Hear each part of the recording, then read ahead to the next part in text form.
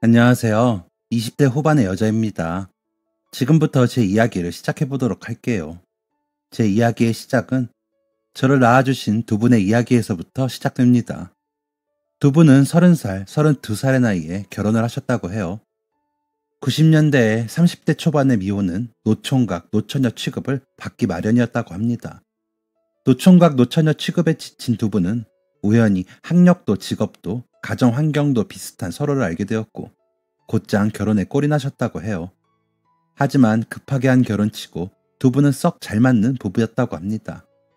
특히 두 분이 안정적인 부부가 되었던 데는 허니문 베이비였던 저의 역할이 컸다고 해요. 결혼하자마자 아이를 낳으니 아이가 주는 책임감 때문에 싸워도 금방 풀 수밖에 없었다고 하죠. 육아를 온몸을 부딪히면서 하니 이런저런 에피소드를 겪게 되었고 서로를 알아가며 진짜 부부로 성장했다고 합니다. 아버지는 저를 낳고 길렀던 그때 당시를 회상하며 이렇게 말씀하곤 하셨어요. 문제가 없었던 것은 아니었지만 행복했다. 아버지는 다정한 남편, 다정한 아빠가 되기 위해 늘 노력하셨습니다. 하지만 저희 가족의 문제는 제가 크면서 발생했습니다. 엄밀히 따지면 숨어있던 문제가 두각을 나타내기 시작했던 것이죠.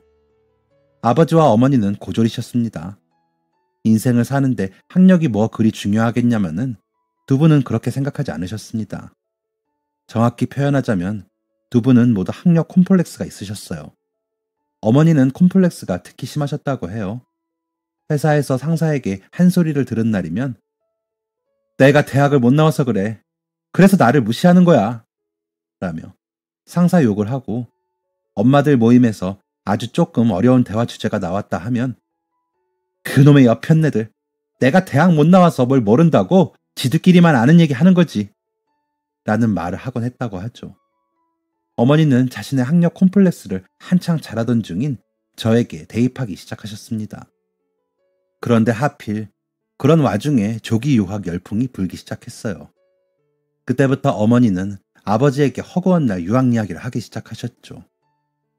당신은 우리 유나가 당신이나 나처럼 배운 것도 없는 인간으로 자라면 좋겠어.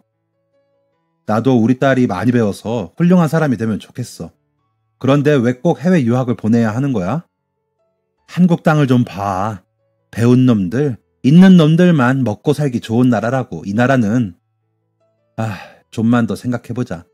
아무리 그래도 유나는 한국인인데 너무 어린 나이에 해외로 보내는 거 마음이 편치 않아.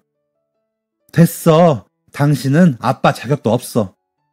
뭐 이런 대화의 연속이었다고 해요. 사실 아버지는 당시 10년 넘게 다니던 공장을 그만두고 그동안 모아둔 돈으로 가게를 차릴 준비 중이셨기 때문에 해외 조기 유학을 보내줄 형편이 아니었다고 합니다. 그런 와중에 어머니는 계속해서 유학 타령을 하니 아버지 입장에서는 여러모로 곤란했겠죠. 하지만 결국 아버지는 1년 넘게 지속된 어머니의 한탄 섞인 유학 타령에 두 손 두 발 다 들 수밖에 없었다고 해요. 그래, 유나 유학 보내자. 그런데 내가 알아보니까 당신이 얘기한 미국이나 유럽 쪽은 좀 힘들 것 같아. 우리 형편에 그건 좀 무리야. 뭐? 당신 그 정도도 못 해준다고? 미안해. 그게 내 능력인걸. 대신 필리핀으로 가자. 필리핀 물가 정도면 내가 보내주는 돈으로 당신이나 유나 돈 걱정 안 하면서 지낼 수 있을 거야. 그럼 지금 당장 유나 데리고 출국할게. 통장에 돈만 넣어둬.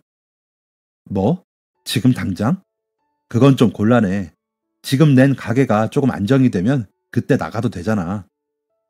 조기 유학은 시기가 생명이야. 가뜩이나 늦었다는 생각에 불안한데 더 늦게 가라고?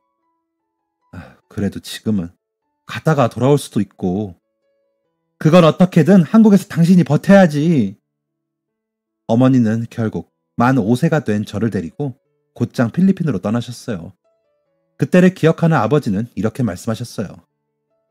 만약 내가 그때로 돌아갈 수 있다면 나는 네 손을 잡고 있는 내 엄마의 손을 뿌리치고 당장 너를 안고 돌아올 거야. 한창 예쁠 시기에 애랑 엄마만 해외로 보내고 내 마음이 오죽했겠니. 눈을 감으나 뜨나 비행기를 타러 들어가는 네 모습이 눈에 밟혔어. 한국에 홀로 남은 아버지는 외롭게 사셨다고 했어요. 달에 300씩 보내기로 한 약속을 지키기 위해 가게가 안정될 때까지 투잡, 쓰리잡을 하셨다고 하죠. 금방 안정될 줄 알았던 가게는 생각지 못한 경영의 어려움을 겪었고 결국 아버지는 전셋집을 처분하고 고시원 생활을 전전하기까지 했다고 합니다. 몸이 부서져라 일하느라 코피가 쏟고 갑자기 쓰러지는 경우도 허다했다고 하죠. 하지만 그럼에도 아버지는 일정한 간격으로 저에게 연락을 하셨어요. 아버지의 전화를 설레는 마음으로 기다렸던 기억이 아직도 생생하네요. 하늘은 스스로 돕는 자를 돕는다고 하죠. 그렇게 몸이 부서져라 일을 한 결과가 빛을 본 것인지 아버지의 가게는 점점 안정되기 시작했어요. 단순한 고깃집이었던 가게를 무한리필 고깃집으로 바꾸면서 장사가 잘 되기 시작한 것이었습니다. 장사가 잘 되고 가게를 봐줄 수 있을 만한 믿음직한 직원들도 생기자 아버지는 몇 개월에 한 번씩 필리핀으로 들어오셔서 저와 어머니와 시간을 보내곤 하셨습니다. 그동안 가게는 분점을 낼 정도로 크기를 확장했다고 하죠. 그런데 좋은 일 뒤에는 항상 위기가 따라오기 마련인 것 같습니다. 아버지는 믿었던 동업자에게 뒤통수를 맞으셨어요. 동업자가 분점 여러 군데의 계약금을 모조리 들고 튄 것이었죠. 자칫 잘못하면 감옥에 가게 될 정도로 심각해진 상황에 아버지는 다른 가게들을 처분할 수밖에 없었고 겨우 얻은 전셋집마저도 정리하게 되셨다고 합니다. 결국 아버지는 딱 하나 남은 가게의 쪽방에서 잠을 청하며 또다시 생활고에 시달리게 되셨어요. 아버지가 보내주는 돈이 적어지자 결국 어머니도 필리핀에서 일을 하게 되셨죠. 한국에서 필리핀에서 각자 바쁘게 살다 보니 자연스럽게 두 분의 연락은 뜸해지게 되었어요. 아버지와 저는 가끔 연락을 하긴 했지만 그것도 길게 하긴 어려웠습니다. 어머니는 제가 아버지와 전화를 좀 길게 한다 싶으면 곧장 전화비 많이 나온다며 호통을 치곤 하셨거든요. 그리고 어머니는 저와 아버지의 통화가 끝나면 항상 네 아빠 때문에 엄마가 이 고생을 하고 있는데 너는 아빠랑 전화를 하고 싶어? 라며 화를 내셨어요. 지금 와서 생각해보면 어머니는 필리핀에서 호화로운 생활을 하지 못하게 된 것에 화가 나셨던 것 같습니다. 저의 조기 유학 목적으로 떠난 필리핀이었지만 어머니는 사실상 제 교육에 별다른 관심이 없으셨어요. 아버지의 사업이 잘 풀리면서 한국으로부터 오는 돈이 많아지자 등하교는 필리핀 도우미 아주머니의 몫이 되었고 제가 집에서 숙제를 하고 있는 동안 어머니는 골프를 치거나 수영센터를 다녀오곤 하셨거든요. 그렇게 집으로 돌아오는 어머니의 양손에는 쇼핑백이 한가득이었습니다. 그렇게 살다가 갑자기 모든 호화 생활을 끊고 일을 해야 했으니 화가 났던 것이었겠죠. 모든 상황에 불만이 가득했던 어머니는 결국 넘지 말아야 할 선마저 넘고 말았습니다. 어머니는 집으로 낯선 남자들을 데리고 오기 시작했어요. 대부분이 필리핀에 사는 한인들이었는데 가끔은 외국인들도 있었죠. 그 사람들은 저에게 자신들을 삼촌이라고 표현했어요. 어렸던 저는 삼촌들과 웃으며 장난을 치는 어머니의 모습을 보며 매우 혼란스러워했습니다. 게다가 그 대상이 계속 바뀌었으니 더더욱 혼란스러웠죠. 저는 갑작스럽게 필리핀으로 찾아온 아버지 덕에 그런 혼란스러운 상황에서 벗어날 수 있었습니다. 성인이 된 후 아버지에게 그날 필리핀으로 갑자기 찾아왔던 이유에 대해 묻자 아버지는 네 엄마와 너와 한 달 넘게 연락도 안 되지. 빚쟁이들은 자꾸만 찾아오지. 이러다 죽겠다 싶었어. 그래서 에라 모르겠다. 죽더라도 가족 옆에서 죽자 하고 필리핀으로 떠난 거지 라고 말씀하셨어요. 하지만 그런 마음으로 찾아온 필리핀 집에는 남자의 흔적이 가득했고 아버지는 충격을 감추지 못하셨습니다. 그런데 아버지에게 가장 충격적이었던 건 어머니의 외도가 아닌 바로 저의 모습이었다고 해요. 그 밝고 명랑하던 아이가 눈이 텅 비어 있더구나. 게다가 일기장에는 아빠가 보고 싶다. 아빠랑 놀이공원을 갔던 게 기억난다. 삼촌들은 엄마만 좋아한다. 엄마도 삼촌들만 좋아한다. 학교를 가고 싶다. 라는 이야기가 써져 있었어. 이 어린 것을 떼어놓고 아비라는 작자가 뭘 하고 있었던 거지. 미안한 마음에 고개를 들 수가 없었다. 당연히 아버지는 어머니와 이혼을 하셨고 제가 썼던 일기장을 증거로 양육권까지 가져오셨습니다. 그렇게 저는 아버지와 한국으로 들어오게 됐죠. 아버지는 완전히 기울어져 버린 가세를 일으키기 위해 밤낮 없이 일하시다 허리가 무너지기까지 하셨고 어린 나이에 필리핀으로 떠났던 저는 한국의 문화와 학교에 적응하기 어려워했어요. 무엇보다 어머니의 외도를 목격하며 생긴 트라우마로 심리적인 문제를 겪기도 했죠. 저의 모든 것이 정상 범위 안으로 들어오는 데는 5년 정도의 시간이 걸렸습니다. 고등학교 1학년이 되어서야 저는 혼자 잠에 들 수 있었고 더 이상 밤에 깨지 않을 수 있었어요. 하지만 그렇다고 제가 완전히 괜찮았던 것은 아닙니다. 저는 낯선 사람들을 대하는 걸 병적으로 어려워했었어요. 지금은 어떠냐고요? 지금은 그 어떤 문제도 없이 잘 살아가고 있습니다. 제가 이렇게 괜찮아질 수 있었던 건 바로 새어머니의 노력 덕분이었어요. 한국에 들어온 저는 아버지 외에 그 누구도 믿지 않았습니다. 그랬던 제가 처음으로 곁을 내준 사람은 바로 중학교 1학년 때의 담임 선생님이었어요. 30대 후반이셨던 선생님은 음침하다며 모든 사람들이 꺼리는 저를 사랑으로 보듬어 주셨던 분이셨습니다. 저는 사람들 중에서 남자를 특히 어려워했기 때문에 집에서 거리가 꽤 되는 여중에 입학하게 되었어요. 당시 저는 기질 자체가 우울하고 어두운 아이였죠. 입학하자마자 여러 아이들이 먼저 인사를 건네주기도 했지만 그 관계가 이어지진 못했습니다. 모두 다 저를 불쾌하고 기분 나쁜 아이라고 불렀어요. 게다가 한국에 들어온 지 얼마 되지 않아 한국말도 능숙하지 못했죠. 어눌한 한국말과 어두운 표정은 저에게 다가오던 몇 명의 친구들의 발걸음을 끊기게 만들기에 충분했어요. 그렇게 외로운 날들이 조금씩 쌓여가고 있을 때 담임 선생님이 저를 부르셨습니다. 선생님은 영어에 어느 정도 능숙한 분이신 듯 했어요. 선생님은 저를 부르시고는 이렇게 말씀하셨습니다. 아침 자습 시간이 되면 항상 선생님 자리로 와. 선생님이랑 한국어 공부를 하자.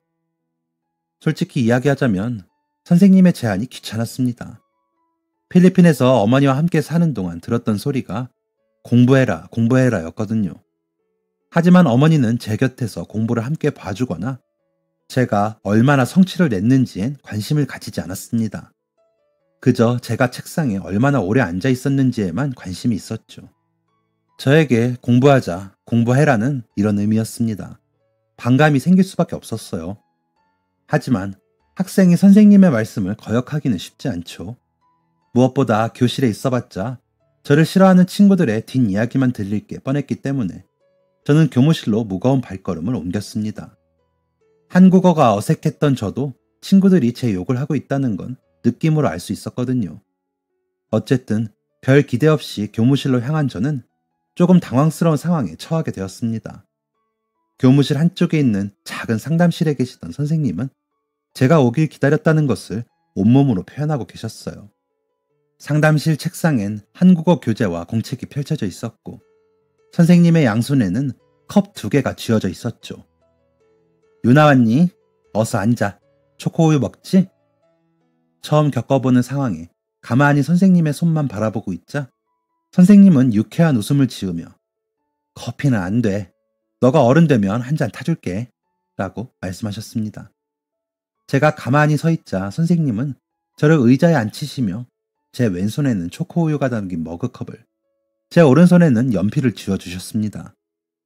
자, 오늘부터 열심히 한국어를 마스터해보도록 하자. 이때까지 저의 감정은 어색함이었습니다. 그리고 귀찮음도 있었죠. 솔직히 선생님의 이런 열정이 얼마나 갈까 의심했던 것도 사실입니다.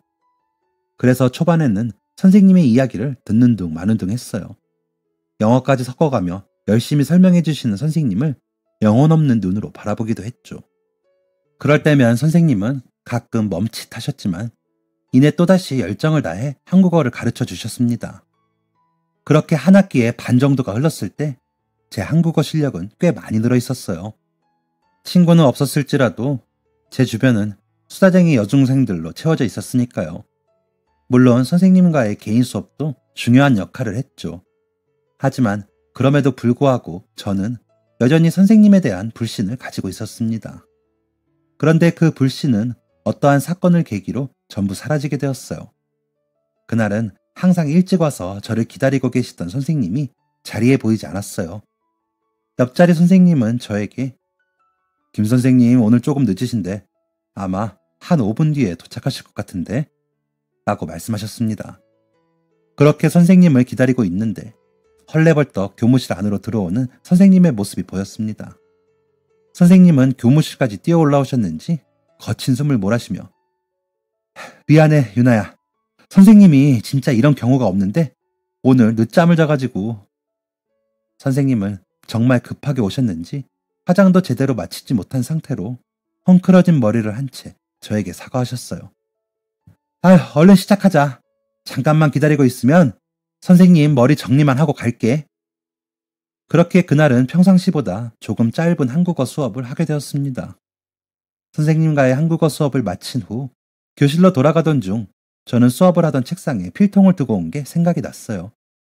그렇게 조용히 교무실 앞까지 간 저는 교무실에서 흘러나오는 익숙한 목소리를 듣게 되었습니다. 김 선생님, 그런데 언제까지 이렇게 할 거야? 1년 꽉 채울 생각이야? 뭘요? 아, 유나 한국어 수업이요? 그래, 유나 사정은 나도 들어서 알고 있는데 본인 수업 준비하는 것도 벅찰 텐데. 그리고 까놓고 말해서 애가 그 노력을 알아주는 것도 아니고. 아직 어리잖아요. 유나가 표현이 서툴러서 그렇지 나쁜 아이는 아니에요. 그리고 선생이 학생 가르치는 게 뭐 어때서 그래요? 나는 김 선생님이 걱정돼서 그러지. 매일 퇴근하고 영어로 수업 준비하느라 잠도 제대로 못 자는 거 아니야? 어떻게 하셨어요? 그걸 왜 몰라. 옆자리에서 매일 지켜보는데. 영어 선생님도 아니면서 갑자기 영어 사전 끼고 살 이유가 뭐가 있겠어? 딱 봐도 척이지. 아휴, 정말 선생님 눈썰미는 못 속이겠어요. 그거 알면 몸 챙기면서 해. 선생님 몸이 제일 중요하지. 잠이 보약이야. 알지? 네, 알겠어요. 감사해요. 너무 힘들면 얘기해. 나랑 번갈아 가면서 유나 한국어 수업해도 되니까. 어머, 말씀만 들어도 감사하네요. 이 이야기를 잠자코 들은 저는 그대로 몸을 돌려 교실로 향했습니다. 그리고 그날 저녁엔 아버지에게 한 가지 질문을 했어요. 필리핀에서 돌아온 후 처음으로 한 질문이었죠. 아빠, 어른들은 잠을 잘 못 자고 그러면 어떻게 해? 잠? 제가 먼저 아버지에게 질문을 한 건 정말 오랜만이었기 때문에 살짝 당황한 듯한 모습이었어요. 하지만 이내 저의 질문에 성심성의껏 대답해 주셨습니다. 아빠 같은 경우엔 영양제를 잘 챙겨 먹으려고 하는 편이야. 아빠 나이가 되면 영양제 같은 걸 꼭 챙겨 먹어야 한다고 하더라고. 그럼 그 영양제라는 건 어디서 사? 왜? 너 요즘 잠 잘 못 자니? 무슨 일인데 그래? 필요하면 아빠가 사다 줄게. 아버지는 영양제에 대해 묻는 저를 굉장히 걱정하시며 이것저것 물으셨습니다. 선생님에 관한 이야기를 하지 않으려고 했던 저는 결국 선생님과의 이야기를 털어놓을 수밖에 없었어요. 유나가 선생님께 많이 감사한 거 보구나. 아빠가 선생님 드릴 만한 선물을 준비해 볼게. 너무 크지 않은 걸로 준비하면 되겠지? 아니, 아빠가 사줄 필요는 없는데 그냥 내 용돈으로. 그래? 그러면 내일이 주말이고 하니까 내일 같이 사러 가자. 너가 용돈 모아서 사드린 거라고 하면 선생님이 더 좋아하실 거야. 그렇게 저는 오랜만에 아버지와 함께 마트에 가서 장을 보고 선생님께 드릴 선물을 구매했어요. 그리고 그 다음 주 월요일 선생님께 고이 포장한 영양제 선물을 머뭇거리며 전달해드렸습니다.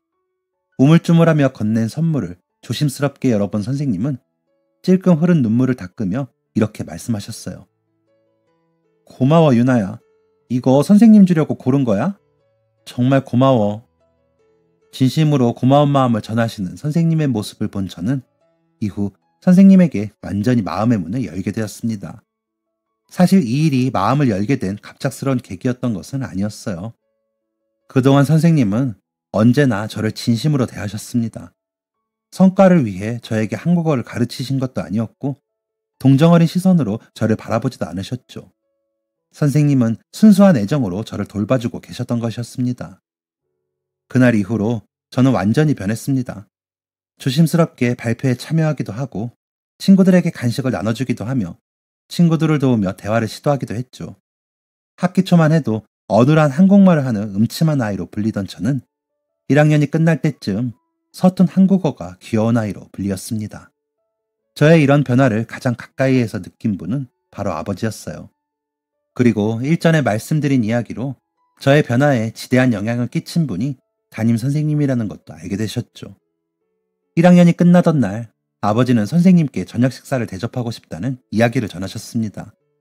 하지만 선생님은 완곡하게 거절하셨어요. 자신은 해야 할 일을 했을 뿐 무언가를 바라고 한 게 아니라면서요. 결국 선생님의 뜻을 존중하기로 한 아버지는 저녁 식사 대접 대신 작은 선물로 마음을 대신하려고 하셨지만 의외의 복병을 만나게 되셨습니다. 바로 저라는 복병이었죠. 중학교 1학년 겨울방학식을 마친 뒤 저는 친구들과 함께 담임 선생님을 찾았습니다. 선생님, 방학 잘 보내시고 2학년 때 봬요. 선생님께 마지막 인사를 하고 학교를 나서는데 한 친구가 저에게 이렇게 말하더군요. 그런데 유나야, 우리 담임쌤 내년에 학교에 안 계셔. 다른 학교로 옮겨가신대. 선생님들의 일정한 주기로 학교를 옮기곤 한다는 친구의 부연 설명을 들은 후 저는 그 자리에서 주저앉아 울고 말았습니다. 저를 달래는데 실패한 친구가 아버지에게 연락을 한 뒤에야 겨우겨우 울음을 그칠 수 있었죠. 하지만 울음을 그쳤을 뿐 저의 우울함은 계속되었습니다. 아버지는 그런 저를 달래기 위해 만남이 있으면 이별도 있는 법이다. 내년에는 더 좋은 선생님을 만날 수 있을 거다. 라는 이야기를 해주셨지만 별다른 소득을 얻진 못하셨어요. 결국 아버지는 최후의 수단으로 선생님께 연락을 드렸습니다. 방문 밖에서 선생님께 전화를 드리는 아버지의 목소리는 꽤나 난감해 보였어요. 아마 선생님도 꽤나 난감하셨으리라 생각해요. 네, 선생님. 유나가 마지막으로 한 번만. 네, 감사합니다. 하지만 제 마음은 난감한 아버지와 선생님의 마음을 아는지 모르는지 눈치 없이 들떠 있었습니다. 하지만 선생님과 아버지를 난감하게 만들었던 저의 행동은 의외의 결과를 불러왔습니다. 선생님과의 만남 이후 두 분이 연인관계로 발전하신 것이었어요. 두 분이 만난다는 사실을 저에게 꽁꽁 숨기려고 하셨지만 이내 들키고 마셨습니다. 아버지와 선생님은 저에게 미안해 하셨어요. 아마 제가 친엄마에게로부터 받은 상처를 알기 때문이겠죠. 하지만 저는 두 분의 만남이 전혀 싫지 않았습니다.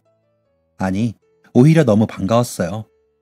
이대로 선생님이 아버지와 결혼까지 해서 제 엄마가 되어주었으면 좋겠다고 생각했죠. 그래서 저는 저 나름대로의 작전을 펼치기 시작했습니다. 일명 아빠 세장가 보내기 대작전이었죠. 학교에서 내준 숙제를 엄마와 아빠가 함께 해가야 하는 숙제로 둔갑시켜 아버지가 선생님을 집으로 초대하도록 한다던가, 워터파크를 가고 싶은데 한국 워터파크는 처음이라 여자 보호자 없이 가는 건 좀 무섭다 라고 은근슬쩍 이야기를 흘려서 선생님과 함께 워터파크를 가는 등의 작전이었죠. 지금 생각해보니 아주 영악한 소녀였네요. 아무튼 저의 이런 공작 덕분이었는지는 모르겠지만 두 분은 저와 함께하는 일상에 점차 익숙해지셨어요. 저는 두 분이 저에게 미안한 마음이 절대 들지 않도록 누구보다 밝고 명랑하게 행동하려고 노력했습니다. 그렇게 지내다 보니 정말 긍정적으로 사람이 변하더군요.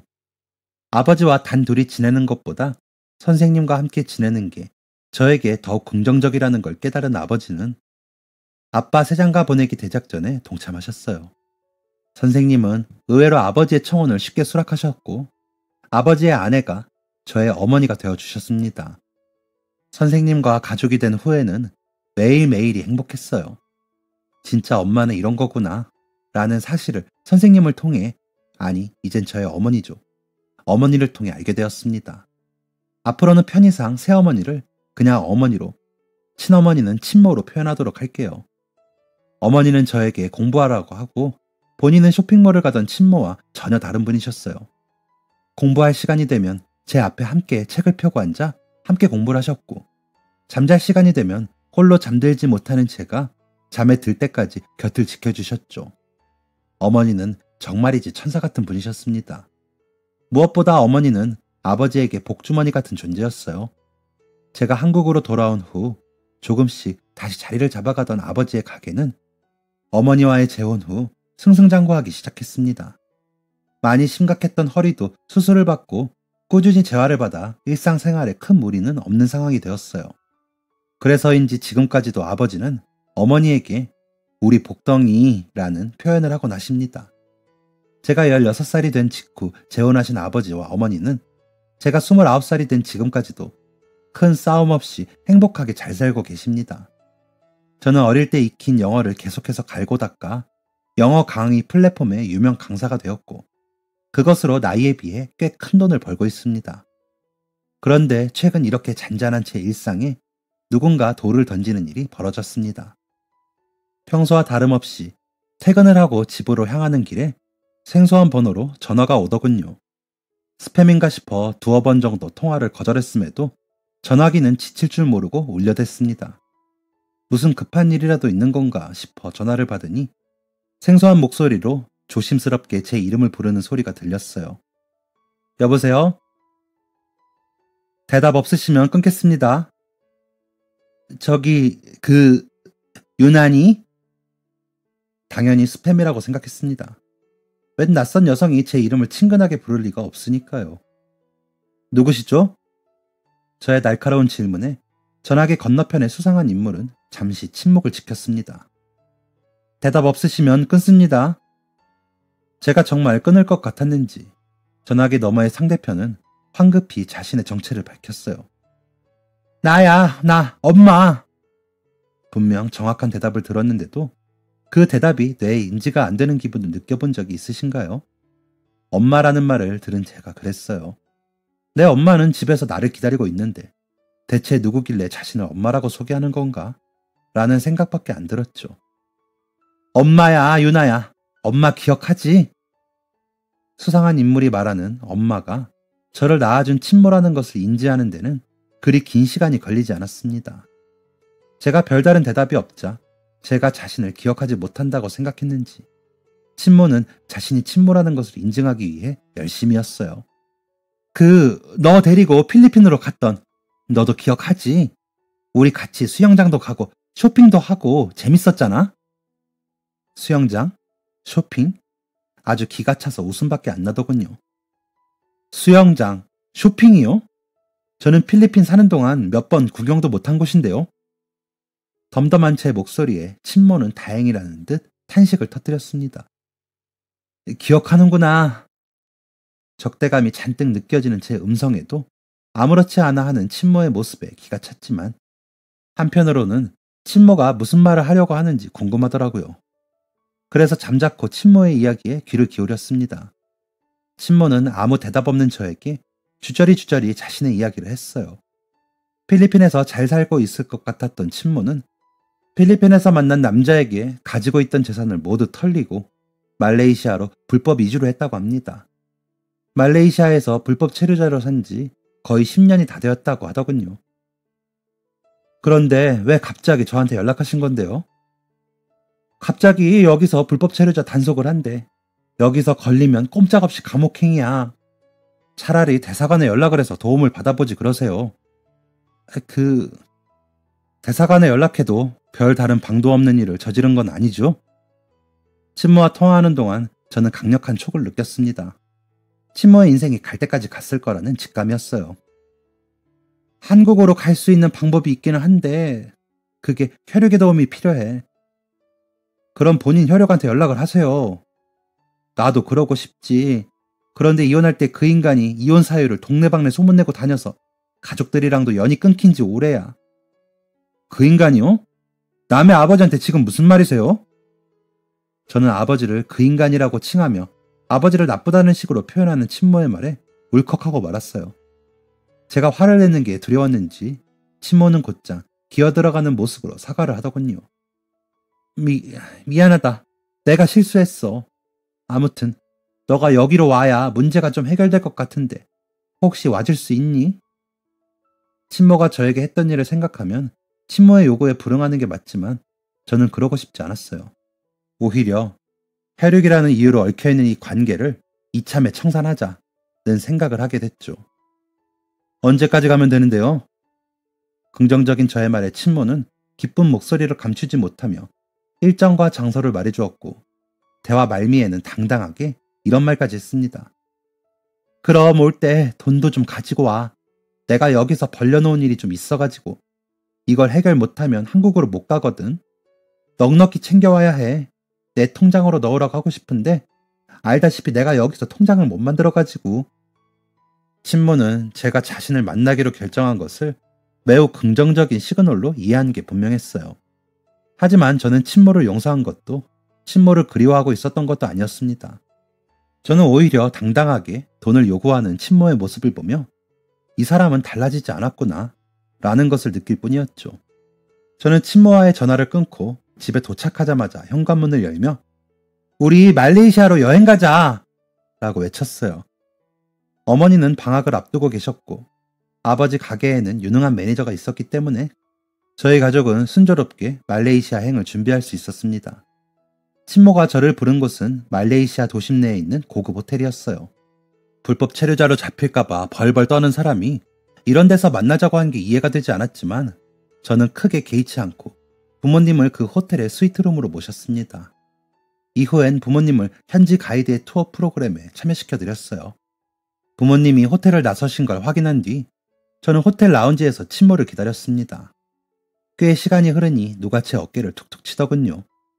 고개를 돌려서 확인하니 친모였습니다. 어머, 너 유나 맞지? 유나야, 정말 많이 컸다. 친모는 반갑다는 듯 저를 끌어안으려고 했지만 저는 그런 친모를 거칠게 밀어냈습니다. 친모에게서는 악취 같은 냄새가 났기 때문이었어요. 냄새를 가리려고 한 건지 향수를 들이부은 것 같았고 애써 가린 듯 보이는 몸에는 이런저런 상처와 두드러기가 가득했죠. 친모는 저의 차가운 반응을 전혀 이상하다고 느끼지 못하는 것 같았어요. 오히려 뻔뻔하게 제 맞은편에 앉아서는 너 말레이시아는 처음이지? 와서 쇼핑은 좀 했어? 이런 데 오면 쇼핑부터 해야지. 엄마랑 같이 쇼핑하러 갈까? 사람들 보면 엄마랑 딸이랑 같이 쇼핑도 하고 그러더라고. 나는 그게 너무 부럽더라. 홍홍거리며 엄마와 딸 이야기를 언급하는 게 너무나 가증스러웠습니다. 친모는 아무 대답 없는 저를 앉혀두고 이런저런 이야기를 하기 시작했어요. 오는데 힘들지는 않았지? 여기 맛있는 집 되게 많아. 좀 이따 가보자. 그런데 너 요즘 무슨 일 하니? 애들 영어 가르쳐요. 친모는 이제야 본색을 드러내려는 듯이 눈을 반짝이며 물었습니다. 어머, 영어? 그런 거 벌이가 좋나? 고작 영어 가르치는 일 하는데. 네, 강사 벌이가 뭐 그저 그렇죠. 친모는 제 수입이 크지 않은 것 같자 실망한 기색을 감추지 않았습니다. 그럼 얼마 가지고 오지도 못했겠네? 네. 너 오면 어디에 돈 쓸지도 생각해놨는데 이 호텔 스위트가 그렇게 좋다던데. 아쉽게 됐네요. 저도 숙소는 근처 게스트하우스 잡았어요. 뭐? 너는 그 정도 돈도 없으면서 대체 왜 온다고 한 거야? 저더러 와달라고 한 건 그쪽이었잖아요. 아니, 어릴 때 그렇게 쎄빠지게 공부시켜놨는데 왜 고작 영어 강사밖에 못 된 거야? 너는 대체 인생을 어떻게 산 거니? 아니다. 다 네 아빠 탓이지. 애 데려가서는 겨우 영어 강사로 만들어둔 거야? 진짜 아휴. 제가 무슨 일을 하든 그쪽이 신경 쓸 일 있으신가요? 친모의 무례함에 점점 피로함을 느끼고 있었을 때 친모는 의외의 질문을 남겼습니다. 그런데 너 자꾸 왜 나한테 그쪽이라고 하니? 엄마한테 그쪽이 뭐야? 저는 이때다 싶었습니다. 그리고 챙겨온 저의 어린 시절 일기장과 저의 가족 사진을 건네주었어요. 보세요. 사진을 본 친모는 사진을 찢을 듯이 손을 바들바들 떨었습니다. 뭐야? 네 아빠 재혼했어? 네. 아버지 옆에 계신 분이 제 어머니세요. 왜 그런 반응이세요?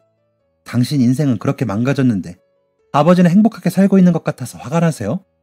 그런데 그렇게 화낼 자격은 있으세요? 혹시 기억 못하실까봐 증거도 챙겨왔어요. 그거 제가 필리핀에 있을 때 쓴 일기예요. 친모는 그 일기장이 무엇인지 아는 눈치였습니다. 사람이면 아시겠죠. 본인이 무슨 짓을 하셨는지.